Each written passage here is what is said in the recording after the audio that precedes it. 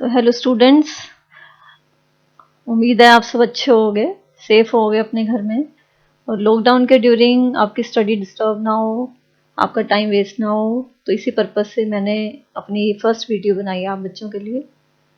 उम्मीद है आप इसको समझने की कोशिश करेंगे। जैसे कि पहला जो आपका चैप्टर है वो है माइक्रो इकोनॉमिक्स, व्यष्टि अर्थशास्त्र। ये आपकी बुक का भी नाम है, micro economics and macro economics. तो पहला चैप्टर इसी पर बेस्ड है, व्यष्टि अर्थशास्त्र। तो ऐसा है, जो इकोनॉमिक्स वर्ड है ये दो वर्ड से मिलकर बना है। ये दो वर्ड सामने आपको दिख रहे होंगे स्क्रीन पर। पहला है ओइकोस एंड प्लस नेमिन। ये दोनों ही जो हैं ये ग्रीक वर्ड्स हैं। तो ओइकोस का मतलब होता है house hold, Nemin means management.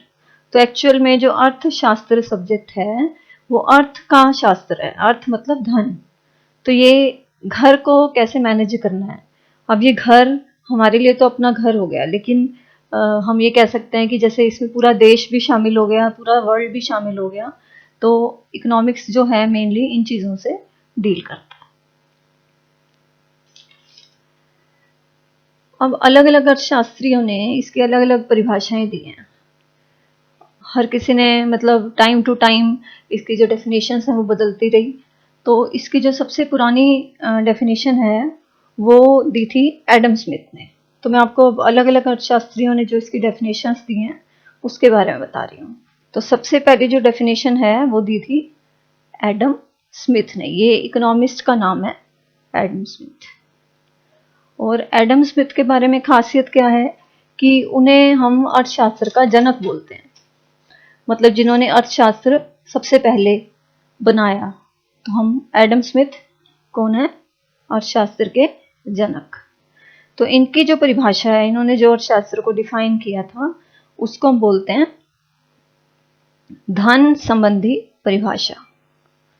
ठीक है, तो उन्होंने कौन सी परिभाषा दी थी? धन से संबंधित। तो उनके हिसाब से जो मतलब अर्थशास्त्र है वो क्या है? धन का शास्त्र है, जो धन के बारे में अध्ययन करता है। और ये जो डेफिनेशन दी थी उन्होंने दी थी 1776 में, 1776 में उन्होंने एक बुक लिखी थी। उस बुक का नाम था an inquiry into the nature and causes of wealth of nations. ये उनकी बुक का नाम था।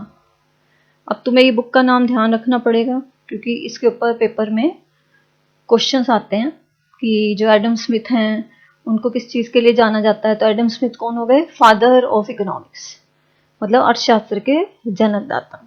और उनकी परिभाषा थी धन संबंधी परिभाषा, जो उन्होंने दी थी 1776 में। और उनकी बुक का जो नाम था वो था an inquiry into the nature and causes of wealth of nations. फिर इसके बाद मतलब ये जो परिभाषा थी इसकी कई तरह से आलोचना की गई, क्योंकि उन्होंने क्या बोल दिया कि अर्थशास्त्र क्या है? वो सिर्फ धन का शास्त्र है। लेकिन बहुत सारे अर्थशास्त्री से सहमत नहीं थे, क्योंकि उन्होंने कहा कि अर्थशास्त्र में हम सिर्फ धन की अध्ययन थोड़ा ना करते हैं, हम आर्थिक कल्याण के बारे में भी स्टडी करते हैं। तो इसलिए फिर इसके बाद एक जो अर्थशास्त्री हैं मार्शल, उन्होंने अपनी परिभाषा दी। तो सेकंड डेफिनेशन जो दी थी वो मार्शल ने दी थी 1890 में, 1890 में। तो उनकी परिभाषा को नाम दिया गया आर्थिक कल्याण संबंधी परिभाषा। ठीक है, तो इसको बोला गया आर्थिक कल्याण संबंधी परिभाषा।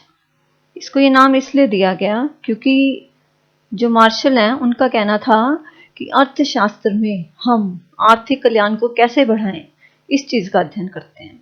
तो उन्होंने ये परिभाषा दी 1890 में। और उन्होंने जो बुक लिखी उसका नाम था प्रिंसिपल्स ऑफ इकोनॉमिक्स।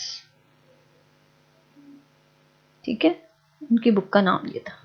तो ये तुम्हें ध्यान रखना है, ये जो बुक के नेम्स मैं लिख रही हूँ और किस ईयर में अर्थशास्त्री ने परिभाषा दी, ये सब तुम्हें ध्यान रखना है। बेसिक सी चीज़ें हैं, आपको समझ आ जाएंगी। एक बार में नहीं समझ में आता तो फिर दोबारा रीड करना, ठीक है। तो सबसे पहली परिभाषा जो थी वो कौन सी हो गई?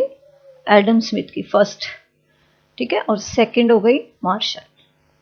अब थर्ड परिभाषा जो थी, बहुत इंपॉर्टेंट है ये भी परिभाषा, ये दी थी, इकोनॉमिस्ट का नाम था लॉर्ड रॉबिन्स।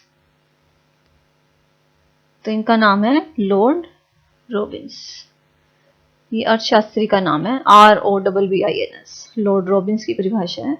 इन्होंने, इनकी परिभाषा को बोला गया दुर्लभता संबंधी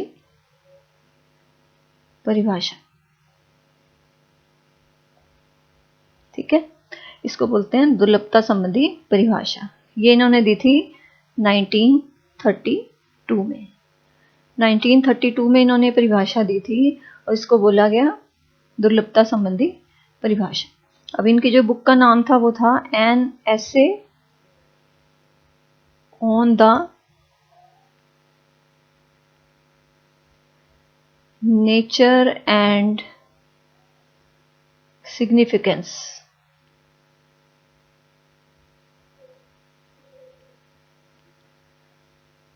ऑफ इकोनॉमिक साइंस, ये इनकी बुक का नाम था।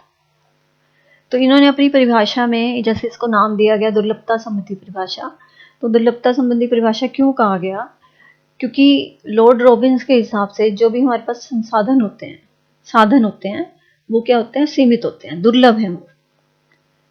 और उन साधनों के क्या है? वैकल्पिक प्रयोग हैं। जैसे उदाहरण के लिए आप ले सकते हो कि जैसे आपकी फैमिली की इनकम, वो अनलिमिटेड तो नहीं है, वो लिमिटेड है।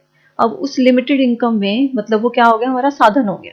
उस लिमिटेड इनकम में हमें अपनी कई तरह की जरूरतों को पूरा करना है। तो मतलब साधन क्या है? सीमित है, दुर्लभ है। तो अर्थशास्त्र इसी चीज का अध्ययन करता है कि उन दुर्लभ साधनों का सही तरह से उपयोग कैसे किया जाए। तो इसलिए थर्ड परिभाषा होगी लॉर्ड रॉबिन्स की। उसके बाद सबसे लेटेस्ट जो परिभाषा है वो दी है सैमुअल्सन ने। ये इकोनॉमिस्ट का नाम है सैमुअल्सन, और इनकी परिभाषा को नाम दिया गया विकास संबंधी परिभाषा, ठीक है। इस परिभाषा का नाम है विकास संबंधी परिभाषा। इसको विकास संबंधी परिभाषा क्यों बोला गया? क्योंकि सैमुअल्सन ने इनसे पहले जितने भी इकोनॉमिस्ट ने परिभाषाएं दी थी, चाहे वो एडम स्मिथ थे, मार्शल थे या लॉर्ड रॉबिन्स थे, उन्होंने इन तीनों की परिभाषाओं में जो जो कमियां थी उन सबको दूर करके क्या बोला कि अर्थशास्त्र क्या है? अर्थशास्त्र आर्थिक विकास पर ध्यान केंद्रित करता है। वो आर्थिक विकास कैसे करता है? ताकि आर्थिक कल्याण भी हो, संसाधनों का सही से प्रयोग भी हो सके और हम मानव का विकास भी कर सके। तो उनकी परिभाषा को नाम दिया गया विकास संबंधी परिभाषा। इस परिभाषा में कई अर्थशास्त्रियों का योगदान था और जो उन्होंने ये विकास संबंधी परिभाषा दी उसके लिए सैमुअल्सन को नोबेल प्राइज भी मिला था। तो इसलिए पर्टिकुलर ईयर इसके साथ नहीं जुड़ा हुआ है, पर्टिकुलर बुक का नाम इसके साथ नहीं जुड़ा हुआ है, ठीक है। लेकिन तुम्हें ये ध्यान रखना है, सबसे जो लेटेस्ट डेफिनेशन है अर्थशास्त्र की वो दी थी सैमुअल्सन ने। तो उसको हम बोल रहे हैं विकास संबंधी परिभाषा। तो उनके हिसाब से अगर अब मैं तुम्हें बोलूं कि कॉमन सी जो अर्थशास्त्र की परिभाषा है वो क्या बन सकती है कि अर्थशास्त्र, हम कम शब्दों में इसकी परिभाषा तय कर सकते हैं। अर्थशास्त्र जो है वो क्या है? अर्थशास्त्र एक मानवीय विज्ञान है, ठीक है। अर्थशास्त्र एक मानवीय विज्ञान है। क्यों कह रहे हैं हम इसको मानवीय विज्ञान? क्योंकि इसका जो मेन पर्पस है वो क्या है? मानव का विकास करना। तो इस विषय का जो मुख्य जो लक्ष्य कह सकते हैं या उद्देश्य कह सकते हैं, मुख्य उद्देश्य है वो है मानव का विकास करना। मानव का विकास करना या मानव के कल्याण को अधिकतम करना। ठीक है, तो ये हो गई अर्थशास्त्र की परिभाषा। तो आज हम इन्हीं टॉपिक्स को कवर करेंगे। बहुत बेसिक से टॉपिक्स हैं और इसमें अगर पेपर में क्वेश्चन आता है तो सबसे पहले ये आ सकता है। स्टार्टिंग से देखिए कि इकोनॉमिक्स दो वर्ड से मिलकर बना है, ओइकोस और नेमिन।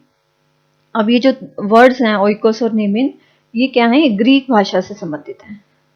पेपर में एक बार एक क्वेश्चन भी आया हुआ है कि जो इकोनॉमिक्स है वो किस लैंग्वेज से पिक किया गया है, तो उसमें क्या आएगा कि ओइकोस एंड नेमिन इन दो शब्दों से मिलकर बना है। तो ओइकोस एंड नेमिन ये दोनों शब्द क्या हैं, ग्रीक लैंग्वेज से बिलोंग करते हैं, ये ध्यान रखना आपने। ठीक है, ग्रीक लैंग्वेज से आए हैं ये दोनों वर्ड्स। और उसके बाद अब अर्थशास्त्र की विभिन्न जो परिभाषाएं हैं उसके बारे में क्वेश्चन आ सकता है कि अर्थशास्त्र के जनक कौन है, तो वो थे एडम स्मिथ। और उन्होंने जो बुक दी थी वो दी थी an inquiry into the nature and causes of wealth of nation, 1776 में दी थी। फिर उसके बाद मार्शल आए, मार्शल ने आर्थिक कल्याण संबंधी परिभाषा दी, 1890 में दी, और उनकी बुक का नाम था प्रिंसिपल्स ऑफ इकोनॉमिक्स। फिर इसके बाद थर्ड परिभाषा आई लॉर्ड रॉबिन्स की दुर्लभता संबंधी परिभाषा, जो उन्होंने दी थी 1932 में, और उनकी बुक का नाम था an essay on the nature and significance of economic science. फिर फोर्थ जो डेफिनेशन है वो दी सैमुअल्सन ने। सैमुअल्सन की परिभाषा को नाम दिया गया विकास संबंधी परिभाषा। तो ये चार परिभाषाएं थी। अब अगर हम सैमुअल्सन की परिभाषा को देखते हैं तो वो अर्थशास्त्र को अपने आप में पूरी तरह से डिफाइन करते हैं, और उनके हिसाब से अर्थशास्त्र क्या है, एक मानवीय विज्ञान, और इस विषय का मुख्य उद्देश्य क्या है, मानव के कल्याण को अधिकतम करना। तो आज के टॉपिक में इतना ही। आप इसको थोरली पढ़ लेना, और जो नहीं क्लियर हो वो पूछ लेना।